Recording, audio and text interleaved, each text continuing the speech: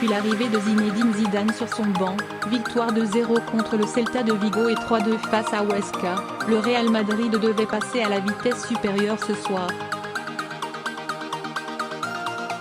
Les merengues se déplaçaient sur la pelouse de Valence avec notamment l'ambition de revenir à 2 points du deuxième, l'Atlético de Madrid. De son côté, le club avait de grandes ambitions. Après un début de saison compliqué, les murciélagos restaient sur 20 matchs sans défaite toutes compétitions confondues et voulaient revenir à un point de Getafe, 4e. Pour ce match, le Real Madrid proposait un 4-3-3 avec Keylor Navas dans les buts. Raphaël Varane faisait son retour en défense tandis que Lucas Vázquez et Marco Asensio accompagnaient Karim Benzema en attaque. En face, Valence s'organisait dans un 4-4-2 classique avec un duo offensif Kevin Gamero, Rodrigo Moreno. Le début de rencontre était relativement équilibré entre deux équipes. Après quelques balbutiements, c'est finalement le Real Madrid qui se procurait la première occasion.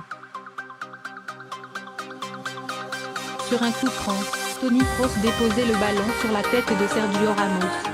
Néanmoins, la tentative du capitaine madrilène se dérobait totalement sur la droite, 6e. Les merengues essayaient d'appuyer et Álvaro Odriozola multipliait les montées dans son couloir droit.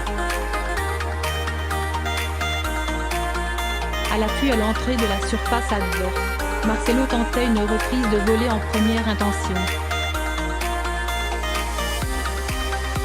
Gêné par Gonzalo Guedes, il propulsait sa frappe au-dessus de la barre transversale de Neto, 18e.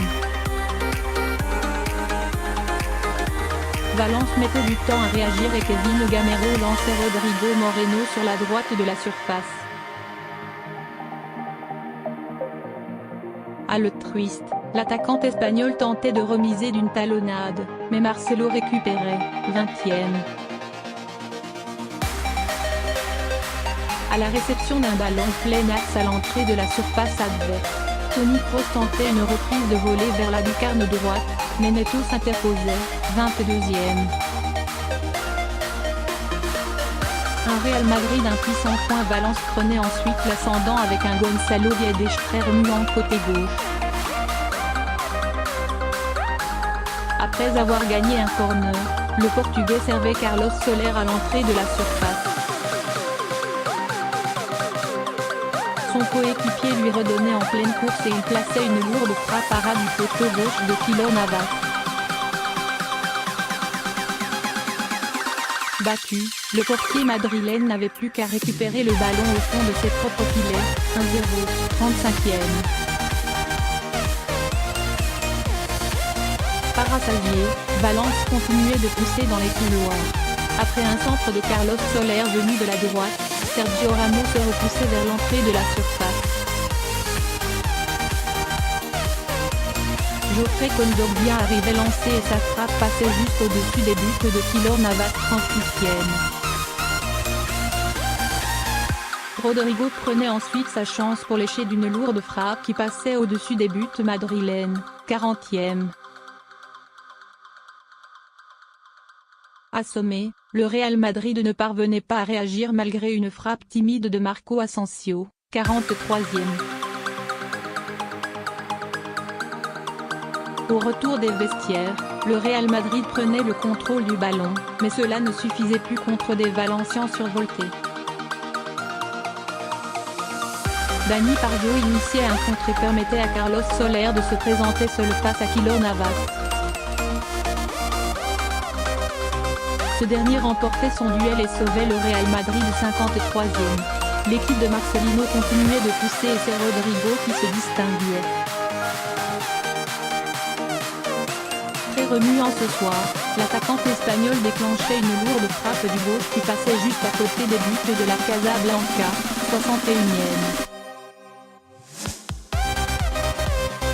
Le Real Madrid prenait ensuite le contrôle du ballon, mais ne parvenait pas à vraiment se montrer dangereux.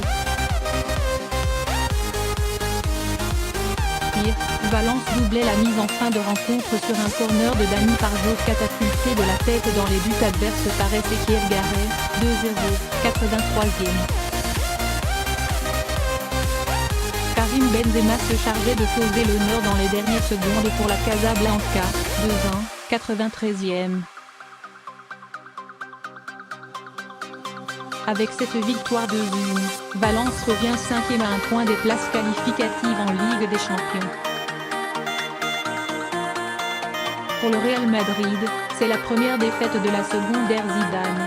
L'Atlético de Madrid est désormais à 5 longueurs des Méridiens.